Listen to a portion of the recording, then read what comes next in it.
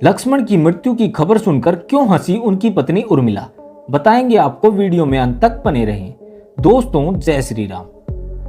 दोस्तों, आपको तो पता ही है कि रामायण काल में भगवान श्री राम को 14 वर्षों का वनवास हुआ, तो उनकी पत्नी माता सीता भी वनवास को जाने के लिए स्वीकार करती हैं। परंतु बचपन से ही बड़े भाई की सेवा में रहने वाले लक्ष्मण जी भला कैसे राम जी से दूर हो जाते।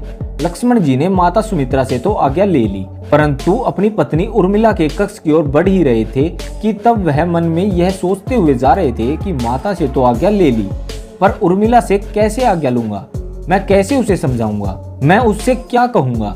यदि बिना बताए जाऊंगा तो वो रो रो कर जान दे देगी, और यदि बताया तो वह साथ जाने के लिए जिद करेगी और कहेगी यदि सीता जी अपने पति के साथ जा सकती हैं तो मैं क्यों नहीं जा सकती।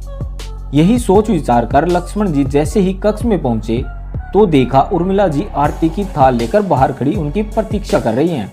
जब लक्ष्मण जी उनके पास पहुंचे तो उर्मिला बोली कि आप मेरी चिंता छोड़ दें। हे नाथ, जो प्रभु की सेवा में वन को जाए तो उसे मैं रोकूंगी नहीं।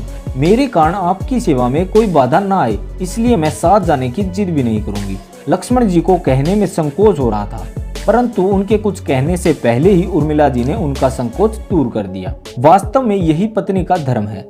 पति संकोच में पड़े उससे पहले ही पत्नी उसके मन की बात जानकर उसे संकोच से बाहर निकाल दे।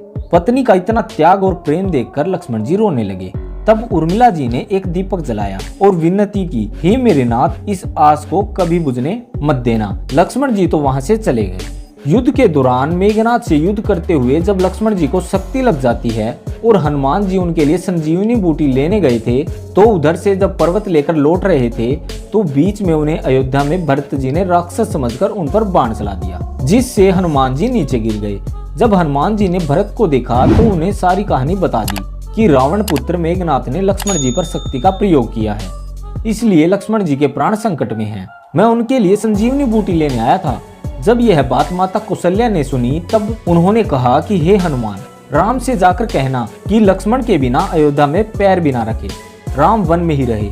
तब यह बात माता सुमित्रा ने सुनी तो वह कहती हैं कि हे हनुमान, राम से कहना कि कोई बात नहीं, अभी मेरा दूसरा पुत्र शत्रुघ्न मेरे पास है, मैं उसे भी वन में भेज दूंगी।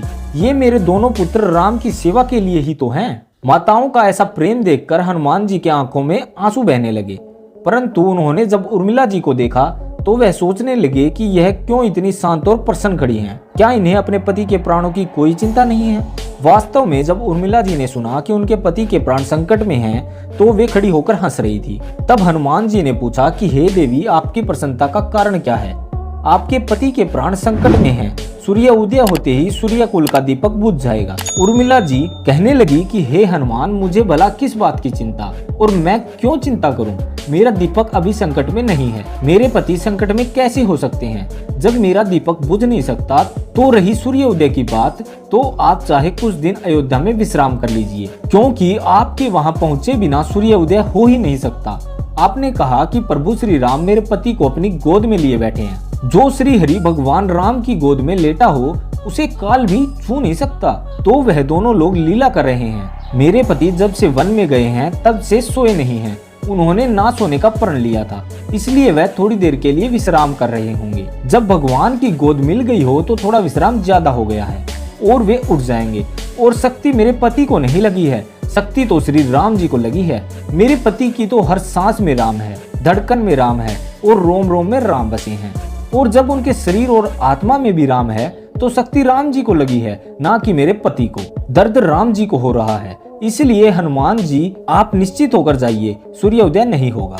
वास्तव में सूर्य में इतनी शक्ति नहीं थी कि लक्ष्मण जी के जागने से पहले उदित हो जाए। एक पतिव्रता तपस्विनी का तप उनके सामने खड़ा था और मेघनाथ को लक्ष्मण जी ने नहीं मारा था, अयोध्या में बैठी एक तपस्विनी उर्मिला ने मारा था। तो यह कथा यहीं समाप्त होती है। यह कथा आपको कैसी लगी हमें कमेंट में जरूर बताएं, और यह वीडियो आपको अच्छा लगा हो तो लाइक किए बिना मत जाना, और चैनल पर अगर पहली बार आए हैं तो चैनल को सब्सक्राइब भी कर लीजिए, क्योंकि ऐसी रोचक जानकारी हम आपके लिए लाते रहते हैं। धन्यवाद दोस्तों।